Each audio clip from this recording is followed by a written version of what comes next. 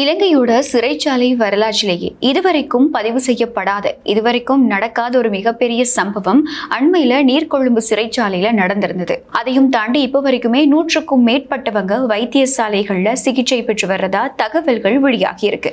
ஆனா இப்போ வெளியாகி இருக்கக்கூடிய இந்த பிரேத பரிசோதனை அறிக்கைகள் மறுபடியும் இந்த விடயம் சம்பந்தமா மிகப்பெரிய கேள்விகளை எழுப்பியிருக்கு. நீர்கொழும்பு சிறைச்சாலைக்குள்ள இப்படி ஒரு வன்முறை சம்பவம் அரங்கேற அளவுக்கு என்ன நடந்தது அப்படிங்கிற கேள்விதான் இன்னைக்கு வரைக்கும் எஞ்சி இருக்கு. இந்த மருத்துவ அறிக்கை தொடர்பா, பிரேத பரிசோதனை அறிக்கை தொடர்பா என்னென்ன தகவல்கள் வெளியாகி இருக்கு, இந்த நீர்கொழும்பு சிறைச்சாலை வன்முறை சம்பவத்தோட அடுத்த கட்ட சட்ட நடவடிக்கைகள் என்ன மாதிரி இருக்க போகுது, இப்போ வரைக்கும் விசாரணைகள் என்னென்ன தகவல்கள் வெளியாகி இருக்கு அப்படிங்கிறத இந்த வீடியோல பார்க்கலாம். இலங்கையின் முதற்தர சுற்றுலா தலம் ரீச்சாவின் மாபெரும் உணவு திருவிழா ஆகஸ்ட் மாதம் 7, 8, 9 மற்றும் 10ஆம் தேதிகளில் மாலை 6 மணி முதல் 10 மணி வரை இன்றைய டிக்கெட்டுகளை பெற்றுக் கொள்ளுங்கள். இந்த நீர்கொழும்பு சிறைச்சாலை வன்முறை சம்பவத்தில் உயிரிழந்தவங்களோட உடல்களை அவங்களுடைய குடும்பத்தினர் அடையாளம் காட்டினதுக்கு அப்புறமா 5 பேர் கொண்ட விசேட சட்ட மருத்துவ நிபுணர்கள் குழு தலைமையில பிரேத பரிசோதனைகள் நடத்தப்பட்டிருக்கு. இந்த 24 பேரோட பிரேத பரிசோதனை முடிவுகள் தொடர்பா இப்போ பல தகவல்கள் வெளியாகி இருக்கு. இதுல 14 பேர் கொடூரமா துப்பாக்கிச் சூட்டு காயங்களால சம்பவ இடத்திலேயே உயிரிழந்திருக்காங்க. இன்னும் 9 பேர் கொடூரமான தாக்குதல்களுக்கு இலக்காகி எலும்புகள் உடைக்கப்பட்டு உள்காயங்கள் காரணமா உயிரிழந்திருக்கதா ஒரு தகவல் வெளியாகி இருக்கு. ஒருத்தருடைய மரணம் தொடர்பா இப்போ திறந்த தீர்ப்பு வழங்கப்பட்டு மேலதிக ரசாயன பகுப்பாய்வுக்காக அனுப்பப்பட்டிருக்கு. இந்த வன்முறை சம்பவத்துல கைதிகளோட கொடூர தாக்குதல்களுக்கு உள்ளாகி உயிரிழந்த அந்த 8 சிறைச்சாலை அதிகாரிகளோட பிரேத பரிசோதனை அறிக்கைகளும் இப்போ வெளியாகி இருக்கு. இந்த பிரேத பரிசோதனை அறிக்கைகள் வெளியானதையும் தாண்டி இப்போ இந்த விவகாரம் ஒரு சாதாரண சிறைச்சாலை மோதலா மட்டுமே இல்லாம இதோட பின்னணியில மிகப்பெரிய சதித்திட்டம் தீட்டப்பட்டிருக்கு அப்படின்னு சொல்லி சிஐடி சந்தேகம் வெளியிட்டிருக்கு. சந்தேகம் வெளியிட்டது மட்டும் இல்லாம நீர்கொழும்பு நீதிமன்றத்தில் ஒரு அவசர அறிக்கையும் தாக்கல் செய்யப்பட்டிருக்கு. அந்த அறிக்கையை விசாரிச்ச நீர்கொழும்பு நீதவான் ஷீலானி பெரேரா இப்போ ஒரு உத்தரவையும் பிறப்பிச்சிருக்காங்க. அதாவது இந்த சம்பவம் தொடர்பா இதுவரைக்கும் நீர்கொழும்பு தலைமையக போலீசாரால நடத்தப்பட்டு வந்த எல்லா விசாரணைகளையும் உடனடியா நிறுத்தி வழக்க முழுமையா சிஐடி வசம் ஒப்படைக்கணும் அப்படின்னு நீதிமன்றம் உத்தரவு பிறப்பிச்சிருக்கு.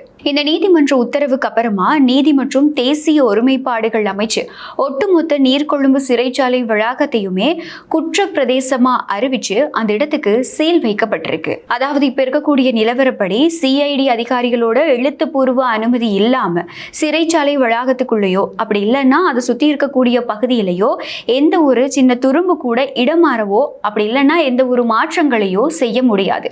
இதுக்கு உத்தியோகபூர்வமா நீதிமன்றத்தோட உத்தரவு பிறப்பிக்கப்பட்டிருக்கு. இந்த கொடூரமான மோதலுக்கு அப்புறமா இன்னும் நாட்டுக்குள்ள, அதாவது இந்த நீர்கொழும்பு சிறைச்சாலை சம்பவத்துக்கு அப்புறமா இன்னும் ஒரு பதட்டமான சூழ்நிலை நிலவிக்கிட்டு இருக்கு அப்படிங்கிறதுனாலையும் சாட்சிகள் கலைக்கப்படுறதுக்கும் மறைக்கப்படுறதுக்குமான வாய்ப்புகள் அதிகமா இருக்கு அப்படிங்கிறதுனாலையும் பாதுகாப்பு பிரிவினர் அடுத்த கட்ட நடவடிக்கைகளை தீவிரமா முன்னெடுத்து வர்றாங்க. சிஐடி அதிகாரிகள் இந்த விடயத்துல சுயாதீனமான விசாரணைகளை சுதந்திரமா முன்னெடுக்கணும் அப்படிங்கிறதுக்காகவும் கைதிகள் மிச்சம் இருக்கக்கூடிய கைதிகளோட பாதுகாப்பு கருதியும் அவங்க எல்லாருமே தூர பிரதேசங்கள்ல இருக்கக்கூடிய சிறைச்சாலைகளுக்கு இராணுவத்தினரோட பலத்த பாதுகாப்புக்கு மத்தியில மாற்றப்பட்டிருக்காங்க. 28 உயிர்களை பழிவாங்கி இருக்கக்கூடிய இந்த சம்பவத்தோட பின்னணியில இருக்கிறது யாரு? கைதிகளோட கைகளுக்கு T-56 ரக துப்பாக்கிகள் சிறைச்சாலைக்குள்ள வச்சு எப்படி போச்சு? சிறைச்சாலைக்குள்ள இருக்கக்கூடிய ஏதாவது ஒரு போதைப் பொருள் மாஃபியா கும்பல் தான் திட்டமிட்டு இந்த வன்முறை மோதலை ஆரம்பிச்சு வச்சுதா? அப்படி இல்லைன்னா இப்போ வெளியாயிட்டு இருக்கக்கூடிய விமர்சனங்களை வச்சு பார்க்கும்போது சிறைச்சாலை அதிகாரிகளோட பாதுகாப்புல ஏதாவது பெரிய குறைபாடுகள் நடந்திருக்கா? இந்த எல்லா கேள்விகளுக்குமான விடைகளை தேடிதான் இப்போ சிஐடியோட விசாரணைகள் தீவிரப்படுத்தப்பட்டிருக்கு.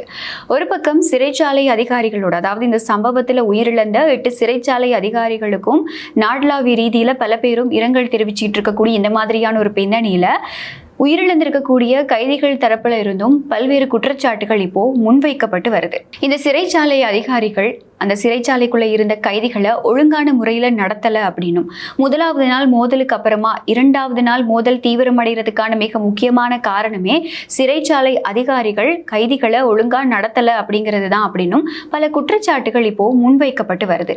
அது மட்டும் இல்லாம இந்த சம்பவத்துக்கு அப்புறமா இடமாற்றம் செய்யப்பட்டிருக்கக்கூடிய கைதிகளுக்கு எந்தெந்த சிறைச்சாலைகள் இடமாற்றம் செஞ்சாங்களோ அந்த சிறைச்சாலையில் இருக்கக்கூடிய சிறைச்சாலை அதிகாரிகள் மூலமாகவும் அங்க ஏற்கனவே இருக்கக்கூடிய கைதிகள் மூலமாகவும் தாக்குதல்கள் நடத்தப்பட்டு இருக்கு அப்படின்னும் இன்னைக்கு வரைக்குமே பல குற்றச்சாட்டுகள் முன்வைக்கப்பட்டு வருது.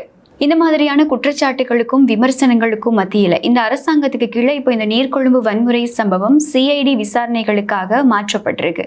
எதிர்வரும் நாட்கள்ல இதோட உண்மை என்ன, பின்னணி என்ன அப்படிங்கிறது வெளிவரும் அப்படிங்கிற எதிர்பார்ப்போட இன்னொரு வீடியோல சந்திக்கலாம்.